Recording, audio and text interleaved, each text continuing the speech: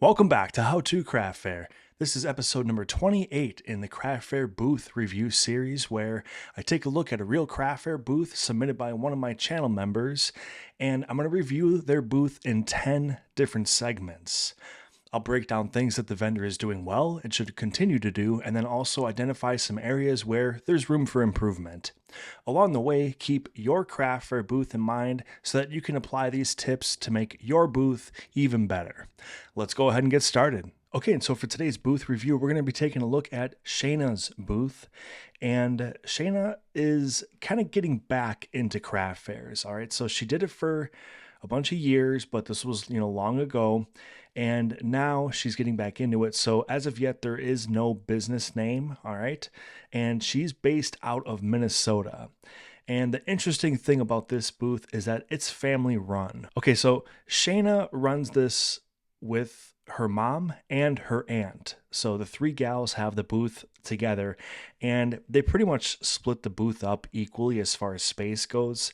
They're all crafters, and the way that the booth is divided up is separate by who's making what. Okay, so we'll take a look at a couple of different booth designs that they have, and then we'll be able to kind of see the splits at the booth. But pretty cool to see a family run booth. I like this a lot because it definitely resonates with me. This is pretty much how I got introduced to craft fairs was, through my family, and we all were participating in craft fairs at one point or another as vendors and organizers. So I like seeing this, and very excited for this review. So we're going to take a look at two different booths. So let's go ahead and look at the first one. Now this is an outdoor setup. Of course, it's a 10 by 10 booth in the summertime, and you can see that they have their 10 by 10 tent. We're going to take a look at a second angle really quick here.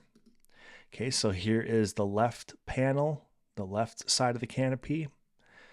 And then we have kind of like the center section, so the center table and checkout area and the area where the vendors are. And then we have the right side of the canopy right here. So we have another grid wall and then another table.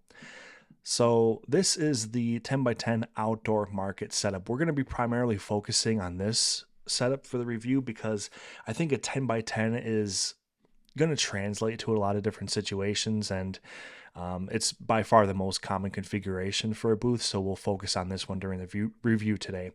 But really quick, let's take a look at their indoor setup. Now, this was for a holiday market, and this was a very, very large booth. They reserved two 12-foot by 6-foot booth spaces, and basically, it boils down to a booth that's 24 feet wide by approximately 6 feet deep. All right, so huge footprint. You typically don't see booths this wide, especially indoors. Outdoors you might see like a double booth situation, but a lot of space for an indoor show. So again, like I said, I'm going to focus on the other ones. So let's take a look at this one really quick and just make a couple of comments that might help with their indoor situation. So when we kind of look at the displays, I think they're doing a really good job because first of all, you're going to notice right away that there's a lot of different height variations happening with how things are presented. So with the way things are displayed, we have the wire rack and the grid wall on the left-hand side. That continues on, but kind of in a different pattern and shape here for the tote bags. Then as we move over to the right, we have the tabletop setup, and there's a couple of different displays here.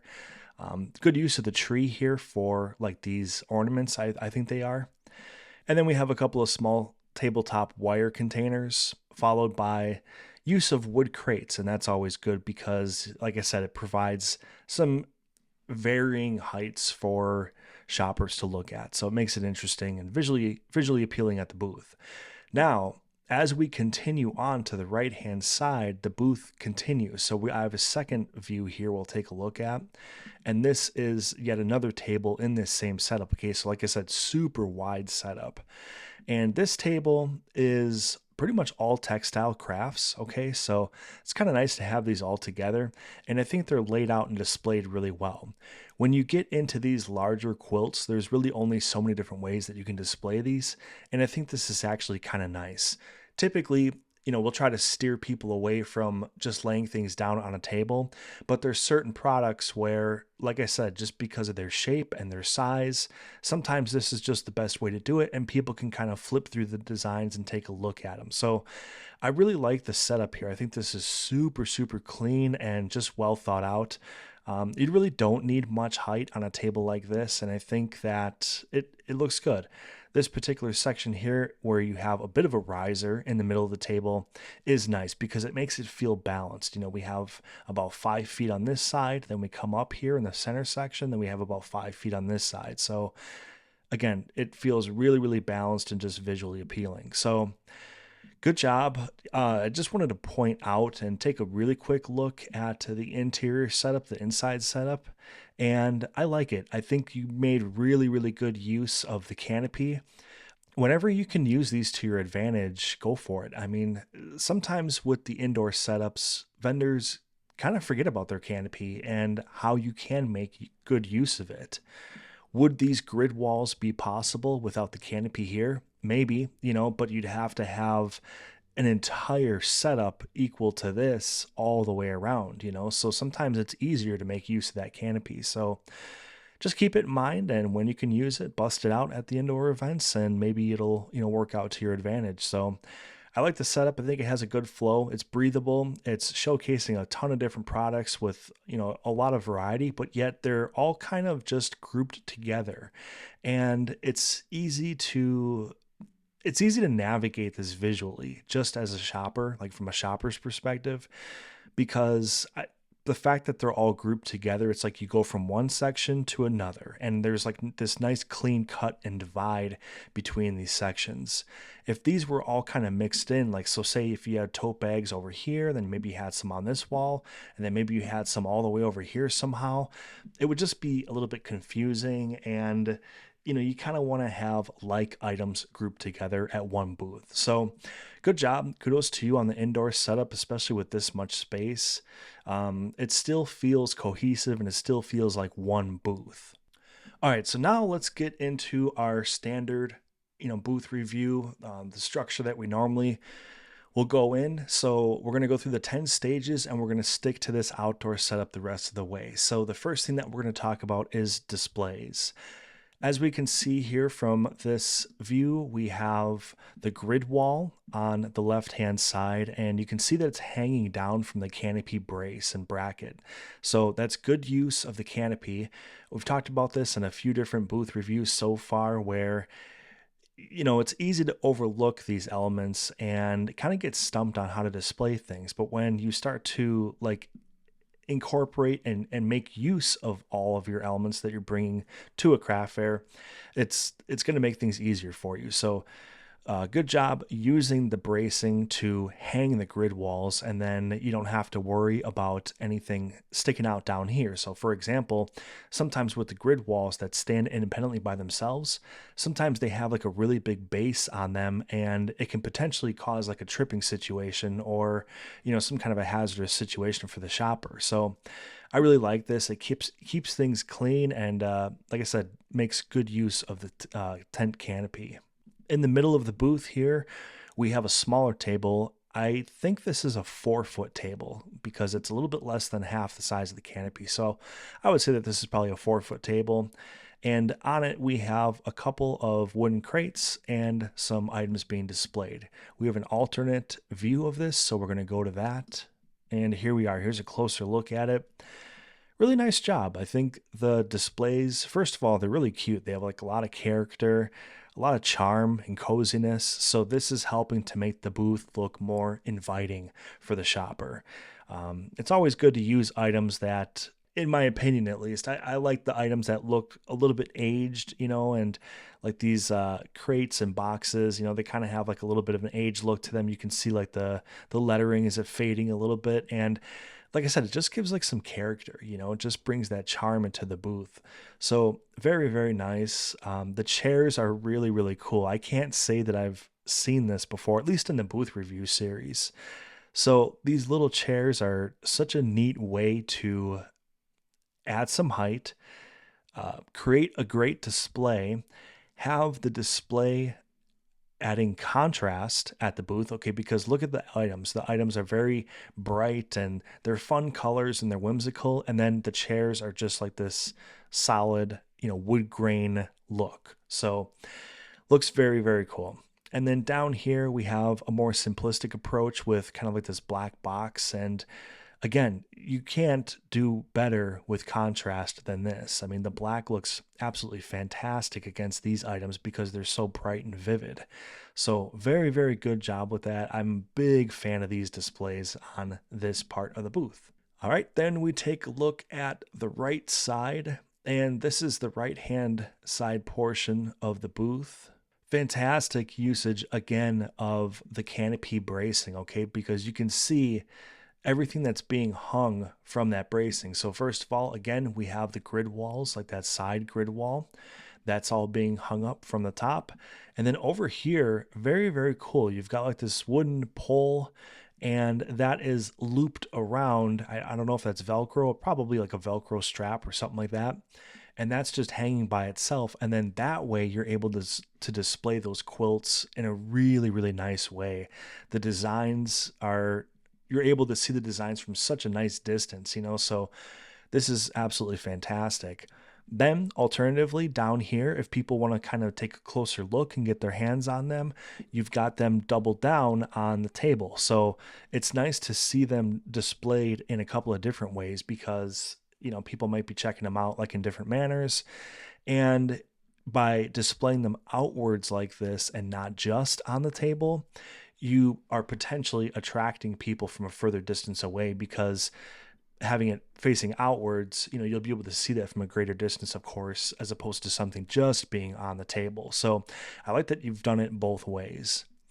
Then over here, we're using the grid walls for smaller items, but yet they look really nice hung up. So the bibs, right? The bibs look absolutely fantastic hung up, and you're able to see those designs in full. So really, really nice. These up here, are these, help me out in the comments, are these like maybe like small table runners?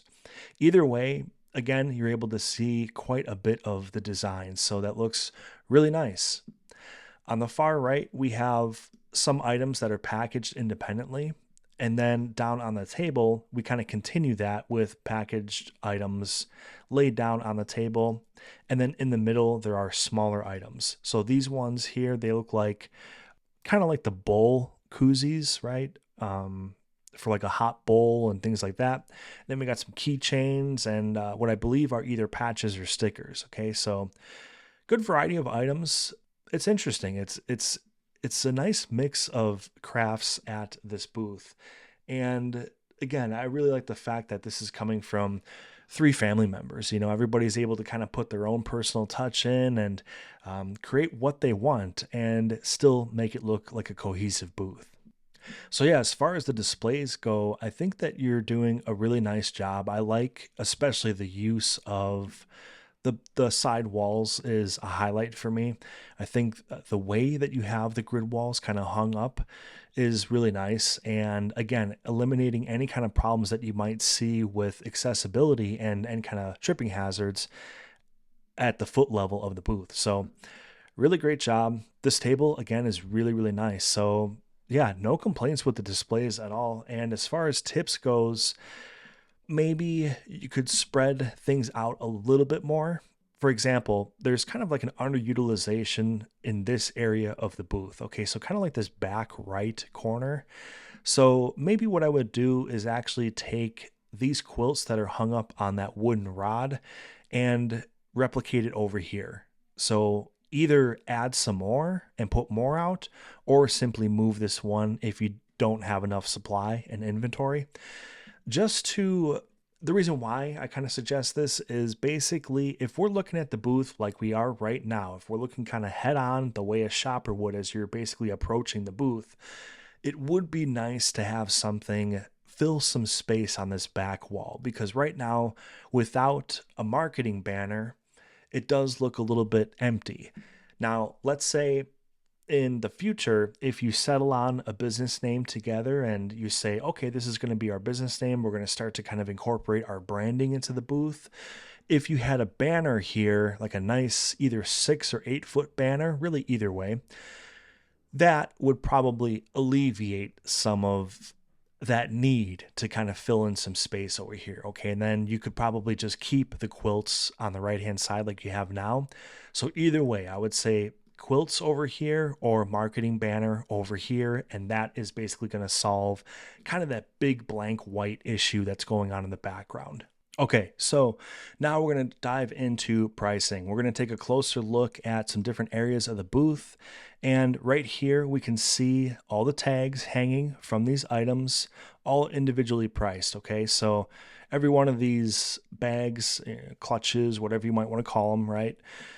They're all individually marked. And I like that you have the sign that is essentially doubling down on letting people know, right? I mean, it is pretty obvious that these are individually priced because you can see the tags hanging, all that. It looks great, but it can't hurt to add this sign, okay? I always tell people that it's better to go on the overly obvious side as opposed to kind of leave it up to a guessing game and having shoppers have to ask the vendor questions. You always want to make it as easy as possible and as obvious as possible for them to understand what's going on at the booth. So great job with your pricing. I love the fact that you have the sign and the fact that it's laminated too. Guys, if you can invest in a laminator, I would highly recommend it. They're not very expensive. I have one at home. My wife bought it and we use it quite a bit. And it's great for your signage because especially at outdoor markets, you're going to keep it dry, right? So, you can laminate your signage and your pricing signs or your marketing signs, whatever you want.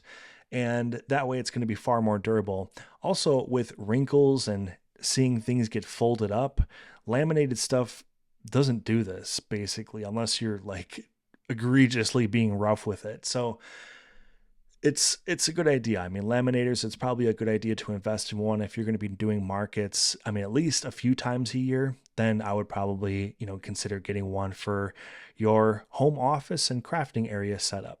All right, let's take a look at the center of the table here. So again, we see the individually marked items continue. We can see a price tag right over here. This little guy, if you look in his right hand, you can see a tag hanging down. We see a tag hanging down over here, and we see a tag hanging down over here. Okay, so very, very easy to, have interest in the item, pick it up, and quickly find the tag. No issues whatsoever. So the individual pricing is looking very, very good at the booth so far. Our final view here, we kind of keep the theme rolling. So you can see the tags hanging down from the quilts right here. We see them hanging down from the bibs and the runners. And then let's take a look at these items here that are packaged up. Not seeing a tag so far, but it might be a sticker as opposed to a tag. We can see tags down here, okay? And let me see, oops. Let me see if I can go in a little bit closer and find one.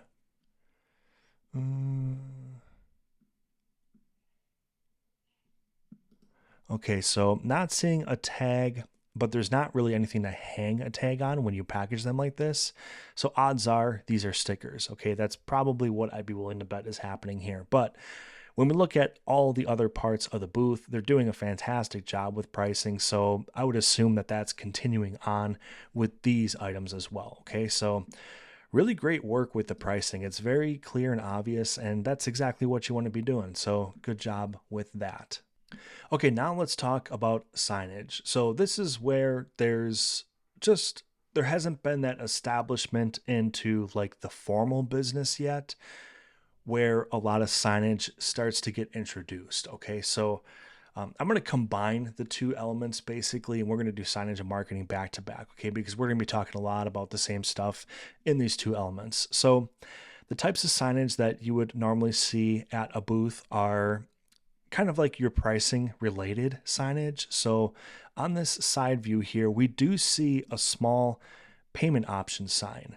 So it's very small. It's kind of tucked in the bottom right of the left hand portion of the booth.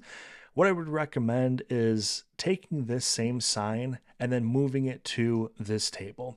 Okay, because this is the table that's kind of facing outwards. It's the one that is closest to where the vendors are as well. Okay, so you're spending your time here, and when somebody goes to purchase something, odds are they're going to pick up a product and then approach you with it. So they're going to be kind of coming to this table in this area over and over. So when you, this is kind of a random tip, you guys, but basically let's zoom out a little bit. When you have a 10 by 10 booth like this, you got some pretty good space to work with, right? And you're making such great use of your side walls. So that means that you've got pretty good availability in the center rear portion of the booth. Now you've got this 4-foot, maybe 5-foot table right here, and that's displaying some product. What you could do maybe is have like a small, maybe like bar height, kind of like those bar top height counters, or even like a small podium or something like that. And that can be like your checkout area, and basically start to drop the hint that, okay, this is where I want people to come to check out. And then you can take your payment option sign and put it somewhere in that area.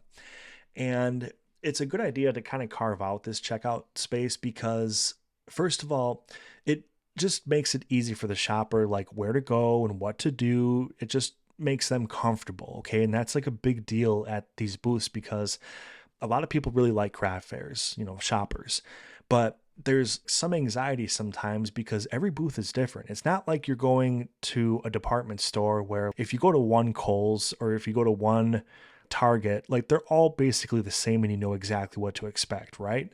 But with a craft fair, you might have 100 different booths and there's 100 different configurations.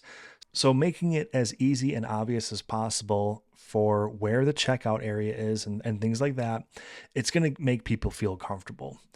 Plus, there's things that you can do that are beneficial from your perspective as the vendor. So like I said, this payment option sign, you can put that, boom, in your checkout area.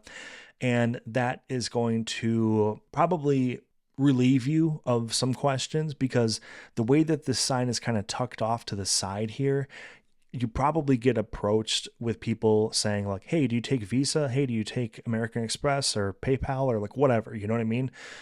But if you have a designated area with all that type of signage on it, it's going to cut down on those questions and make people feel more comfortable. And then as you start to establish a checkout area, you can start to build that up and make it more of a pleasurable experience for you and the shopper.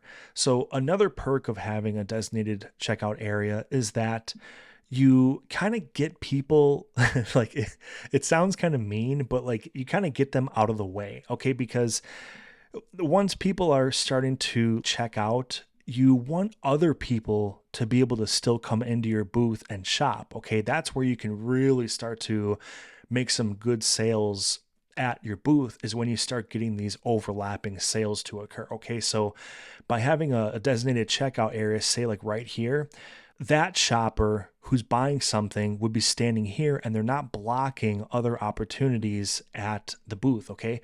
So right now, odds are that people are probably standing like in this section when they check out because that's where you guys are. Right. But look at all of the items that they're blocking during that checkout time. And maybe that's preventing some sales. Maybe that's preventing some other people from being able to see all these items and check it out. And perhaps they just leave and kind of give up because it's out of view. So that's another reason to consider a checkout area, is to basically keep that flow going and get those overlapping sales. All right. So I got really off track there. Like, this is the signage portion of the review, and I'm definitely not talking about signage anymore, but I feel like it was worth talking about. Okay, so other signage that you can have, like we said, like your accepted payment method signage is good. This sign right here, all items handcrafted, I really like that. I would strongly recommend that you keep that up. That's a very nice sign. Another sign that you can have is a product category sign. So this is a really good booth to consider this because you have like nice division between all these different products. So we're talking about the three ladies, right? And you guys all make something kind of different from one another. And it might be good to have a sign near each group of items saying what the items are, okay? I mean, even though it's obvious, it doesn't hurt to further carve out those groups of items, okay? So you could have a sign that says gnomes and maybe you have a price on it. So maybe it's kind of like a multi-purpose sign. Sometimes we'll see that at booths where there's basically double reinforcement with the pricing. So if all the gnomes are the same price, which I'm just assuming they are, okay, they could be different and that might make this suggestion kind of like a moot point. But if they're all the same, it might be kind of nice to have a sign that says gnomes, $20 each, or like whatever it is, right? So that could be something you could consider. Another type of signage that you could consider at the booth is if you're doing any kind of special offers at the show. So for example, let's look at the gnomes again. Maybe they're like $20 each or 2 for $35, where you'd get like $5 off if you buy more than one. So that is typically known as bundle pricing. It's trying to incentivize people to buy more than one item. So maybe you could do that with the bags. Maybe you could do that with the gnomes, the quilts, really whatever, you know, it's totally up to you, but that could be another option to start to inject urgency for purchase at the booth. That's another thing that bundle pricing does is well, first of all, it incentivizes buying more than one thing, but then it also kind of creates like a sense of urgency too. So maybe you have like a special deal just for this single event. Okay. So maybe you try the bundle pricing just for one show to see how it goes and say this event only, 2 for $35 or whatever, So something to consider. Another sign that you might want to consider too is, do any of these items require any kind of special care instructions? Sometimes you'll see items that are made with textile crafts and, fabric. Sometimes they'll require special care or maintenance, and perhaps a sign on that could be nice. And if they don't require any kind of special care or maintenance, that actually might be a little bit of a selling point too, where it could say like, machine washable or whatever. And that could be kind of a selling point where it shows people that once the item gets like dirty or scuffed or whatever, that they are able to still maintain it and care for it and get some longevity out of their purchase too. Okay, so now that we've talked about some general signage, let's actually dive right into marketing. So a couple of different marketing signs that you can have is, once you settle on a business name, that is going to open a lot of doors for you. So you'll be able to put some business cards out at the booth. Maybe start to work on an email contact list. That's always important in trying to get a following.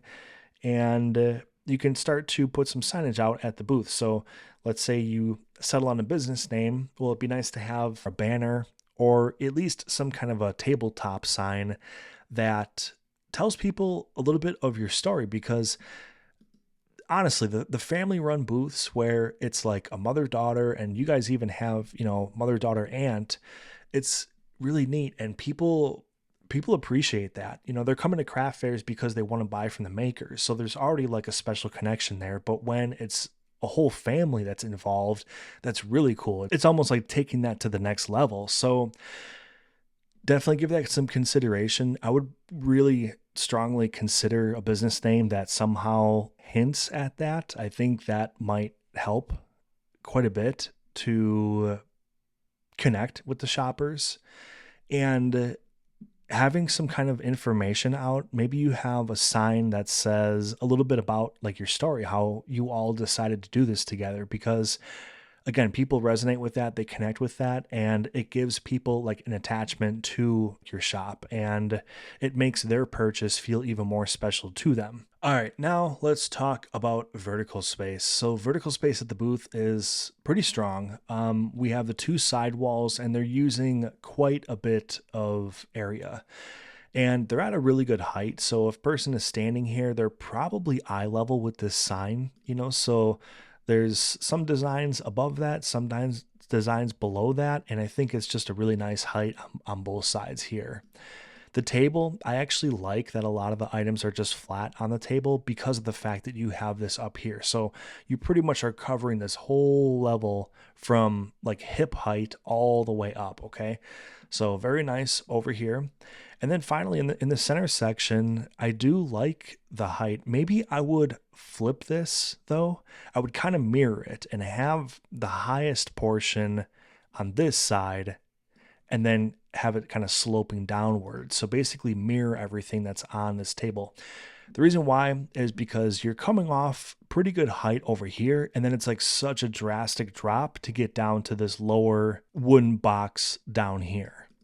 All right, so it would be a lot less drastic to have this taller item over here, and then you're kind of only going from here to about here, right? So that would provide like a nice flow, you know, kind of at the booth so that you'd, you know, have this really nice gradual flow down. And then if you have your smaller item over here, so like if this box was over here instead, then it would be really nice to have, like we said, if you have like a shopping, or I'm sorry, if you had like a checkout podium or like a checkout table right here, then you would kind of come up again. So you want these like ebbs and flows, and you want it to kind of like make sense vertically, you know, and you want it to just flow all together. I think that there are some opportunities to improve just a little bit. I mean, there's nothing drastic, you know, so if we flip these, that's not a really big deal. I would recommend keeping these exactly the same because, you know, you're making good use all the way up into the edge of the canopy, which I always recommend that. I highly recommend it. So doing a great job with that. We did talk about this area back here. So if the quilts moved over here, that would create some nice space in this section. Or if it came to a marketing banner, you know, maybe we're talking about over here. And then now you also have like another layer of verticality because not only is there stuff to look at in the foreground here, but then you'd have the background covered as well. So it would really, really help to just fill out that space at the booth. There's one small opportunity down here where it's totally up to you. You know, you don't have to do anything over here, but if you had a small table like this, you know, this is like a 4-footer maybe, and you turned it so that it's basically doing what this one is, maybe you have some opportunity to put more product out over here. Okay, so you could potentially have a little bit more over here as time goes on. Not a pressing matter though. I mean, that's 100% optional. I think the booth there's enough to look at the booth now, you know, so don't feel like you have to do it, but definitely keep that in the back of your mind as a nice option of where you could expand and you know, where you can put things. All right, so let's talk about colors, contrast, and texture. So one note I want to make before we really dive into this segment is that since this photo was taken, now this was their very first time ever doing an outdoor summer market. Okay, so you're looking at pretty much a first time booth with this image. They have swapped out their tablecloths so that they are the black, stretchy, contoured tablecloths since this photo was taken. Okay, so that is very likely a massive visual upgrade at the booth because these tablecloths, you know, they're obviously kind of placeholders, not the greatest, you know, but I would be interested to see what it would look like with the black tablecloths. I'm sure it looks absolutely excellent, especially when you have a white tent and then you go with a black tablecloth. It just looks like really formal and clean. No distractions, nothing loud. It's just basically putting all the items on a great platform and letting them shine. All right, so when we take a look at colors, contrast, and texture, like I just said, we have an all white canopy, we have a solid white backdrop, and then kind of like a mesh side wall here on the left side. And then I believe they were able to get a mesh side wall on this side as well, but this picture might have been taken like a little bit early in the day when it, you know, wasn't quite opened up yet. If that wasn't the case, and I am mistaken, I would go ahead and just put up that second sidewall, even if it's just mesh, to help kind of cut down the background and make it like a more enclosed experience.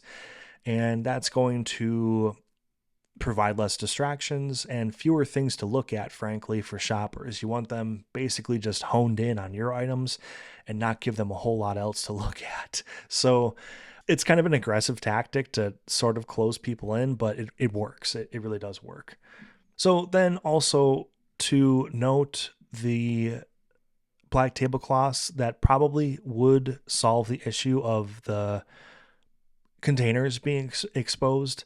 Obviously, that's very, very important, is to try to hide as much of your supplies and whatnot as possible. Again, this all just circles back to the simple point of, you're trying to eliminate distractions and make your items the sole focus at the booth. So again, I haven't seen a recent picture of the booth, but just make sure that you're hiding this type of stuff as much as you possibly can. The other colors at the booth, there's really not a whole lot. We have the black grid walls against the white, and that's fine. The items themselves are overlapped so much that you can hardly see the grid wall in most of the places. So that's kind of cool too. I really like that. The fact that these table runners and like the bibs down here, the grid wall itself is hardly noticeable. I mean, you can see most of it is covered up here. So there's a little bit that shines through down here from like the neighboring vendor next door. And that's, again, one of those reasons why even a mesh sidewall like this one right here, it does help to kind of calm some of that down in the background. So good job here. And I think colors, contrast, and texture, I don't really see any kind of issues at the booth. The one thing here with all the lines and all the wrinkles in the canopy sidewall, if you can get into the habit of rolling these instead of folding them, it's probably going to work to your advantage a little bit more, just to calm down some of those wrinkles. But really, that's kind of like a nitpicky aesthetic thing. But I'm trying to be nitpicky in these booth reviews to help you guys as much as possible, But hey, every little bit helps, right? I mean, any little improvement here and there, when you go from show to show, that's going to add up. By the time you get to the end of the calendar year and you're done with all your shows, look at like what your booth was at your very last show compared to your very first show and say, have I made strides? And if you can say yes, then that's a win. You take that every time. So all these little things add up, and don't be afraid to look at every single aspect of your booth and like, what can I be doing to make every little bit just a little bit better? Okay, so now let's talk about strength of theme. So strength of theme is very strong, especially considering the fact that this booth is made up of crafts from 3 different individuals, right? So it still feels like one booth. It still feels like one crafter just created all these items, So that is exactly what you want to be doing. You want to try to continue that on, and as each of you starts to expand and maybe you start experimenting with different crafts and things like that, just try to keep that in mind. Even if you make something that doesn't quite fit in with all of these things, try to think about how you can at least display it so that the flow is pretty uninterrupted. At the holiday booth on the inside, there was so many more products that were displayed because it was more than twice the size of a booth. So at that particular booth, we saw the totes, we saw this Christmas tree, we saw some items that are a little bit different, but just make sure that you are creating like a visual flow so that as the products themselves change, it still feels like a nice cohesive experience. So as long as you're doing that, I think you're going to be okay, So no issues with that. The strength of theme is really good. When you start to introduce your marketing and your branding and your business name and all that stuff, think ahead of time, okay? Plan ahead of time on how you can design that type of stuff, and even, naming the business and things like that, how you can do all that with cohesion in mind, okay? So that is going to be very important at the booth for you guys in particular, because of the fact that there's 3 different creators at the booth.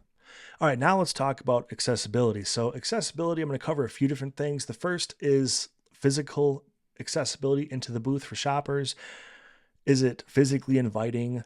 Are there any kind of tripping hazards or anything like that that can make the experience troublesome for a visitor?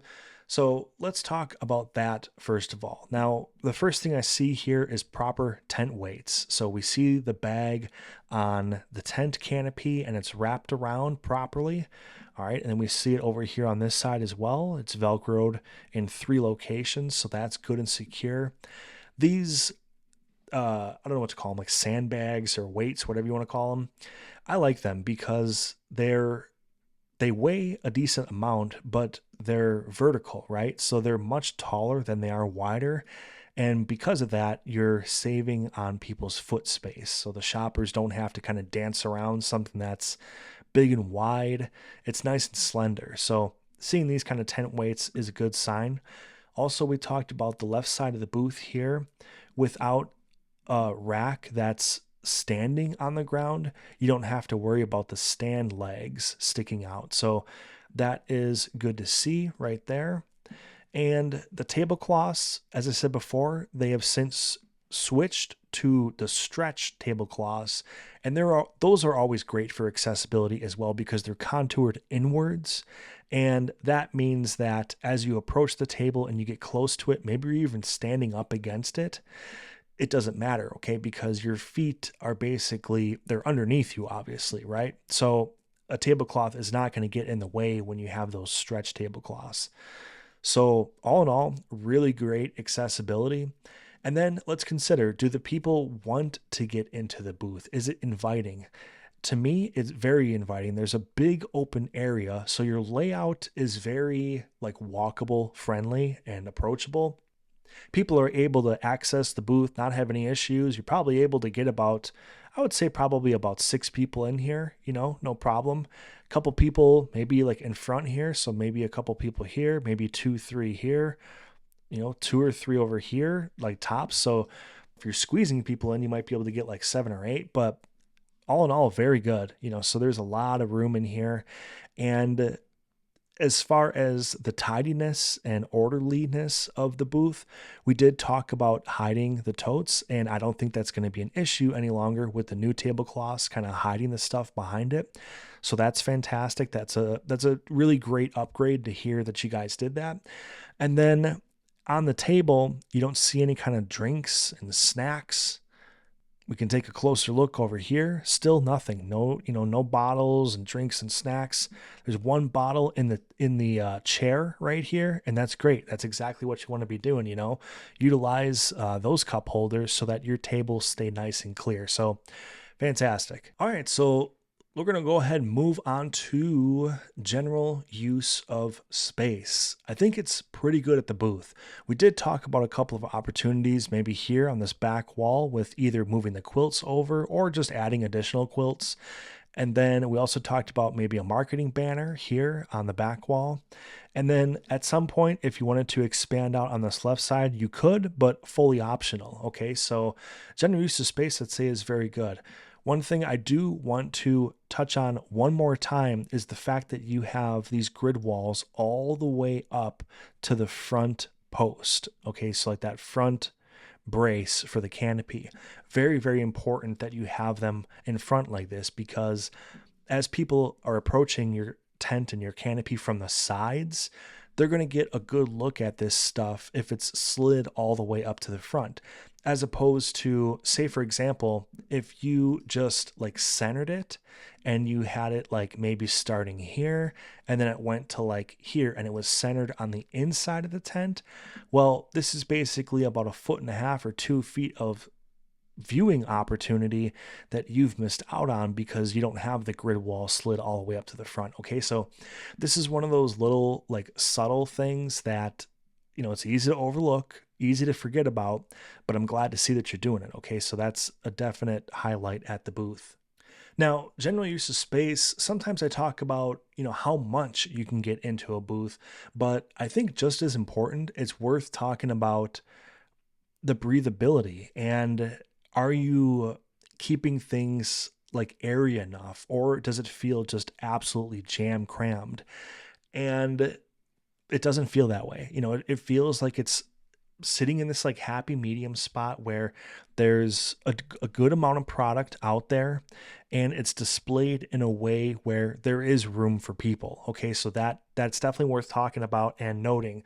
So if you decide to expand the booth, just keep that in the back of your mind. Like as you add items, just make sure that you are maintaining those gaps and that breathability and that space for people to come in and still feel comfortable, not like the booth is closing in on them. Okay. So, really good job. Just kind of keep doing your thing. And again, the fact that these are items made up from three people. I like the way that you can't tell like whose is whose. And personally, I like that from the shopper's perspective. I like the story. I like the fact that, all three of you are contributing to the booth, but I like the fact that I don't know whose is whose, because again, it just contributes to that uniform and like cohesive experience. It doesn't feel like you're walking into a tent, but yet there's three different booths inside. That would feel a little bit strange to me. So keep all these things in mind, and you'll be in good shape as you go along. All right, now let's talk about the eye test. So the eye test is basically the 2 or 3 seconds that a shopper is walking by, and what are you doing as a vendor to get them to stop and check out your booth. So first of all, what I would say is that it's very inviting. It's very just clean, and it's not rambunctious. It's not unkept, and these things are really important. I would say that these are like the absolute fundamentals for getting somebody to approach your booth. You want to have these two kind of down before you start to worry about the more advanced stuff. Now, as you get into your branding, I would recommend that you try to pick 3 colors together. And it's fun that there's 3 of you, because I would challenge you to come up with a 3 color palette that you can start to introduce into the booth. And I would recommend putting it into your signage. Your price tags can be a lot of fun. And you don't necessarily have to make the price tags a certain color, but maybe use like a certain color Sharpie or something like that to write your numbers down. All these little things, like your business cards. If you have black tablecloths, maybe you can add a simple, solid table runner that runs the long way. So I've seen a lot of people do this with black tablecloths, and they have a table runner that runs the long way like this, and it's just a strip of one color. So if you can start to like inject like more colors and just a little bit more personality into the booth, and that's going to come with time. This is, again, the very first show that they did outdoorsy, guys. So that's all going to come with time, but I think that is going to be what really takes the booth to the next level as the years go by. So the eye test, I would say, is perfectly fine, especially for a first time out. It's no issues with it whatsoever. So good job. Thank you so much for, first of all, sending in so many good photos. I think they sent in, you guys, probably like 25 photos. And there was actually 3 different events that they sent in photos for. So there was this outdoor summer market from 2023.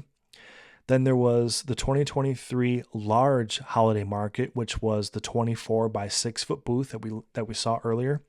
And then there was also photos from a small holiday market, which originally was supposed to be an 8 by 8 booth, but they got downsized to a 6 foot booth. So they kind of had to scramble and pack everything into a small table.